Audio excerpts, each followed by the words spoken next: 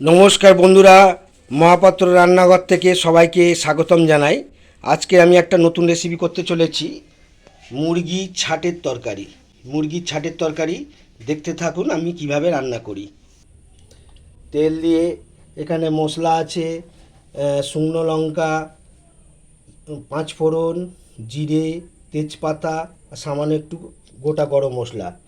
এই কড়া গরম হয়ে এসছে তেল দিয়ে, এবার এগুলোকে আমি দিয়ে দেবো। 5 মিনিট ধরে আমি লাল লাল করে ভেজে নেব। পেঁয়াজটা কিছুক্ষণ ভাজার পর আমি এতে টমেটো দিয়ে দেবো। টমেটো দিয়ে সুন্দর করে আরও একটু নেড়ে নেব। নেড়ে নেওয়ার পরে তারপরে আমি আদা রসুন বাটা দেবো। সুন্দর করে লাল করে আমরা ভেজে নিয়েছি। এবারে এরপরে আমরা আদা রসুনের বাটা দেব।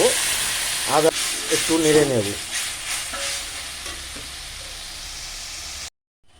আদা রসুনটাকে সুন্দর করে নেড়ে নিয়েছি। নাড়ার পরে আমাদের এতে পরিমাণ মতন একটু লবণ দেব, হলুদ গুঁড়ো দেব। পরিমাণ মতন হলুদ গুঁড়ো দিলাম, পরিমাণ মতন লঙ্কা গুঁড়ো দিলাম। দিয়ে সুন্দর করে এই মশলাটাকে আরও 5 মিনিট ধরে আমরা কষবো। মশলাটাকে কিছুক্ষণ কষার পর এদিকে আমাদের মুরগির ছাট ভালো করে ধোয়া হয়েছে। এবার এই কড়ায় মুরগির ছাটটাকে দিয়ে 10 মিনিট ধরে এটাকে সুন্দর করে নাড়ব।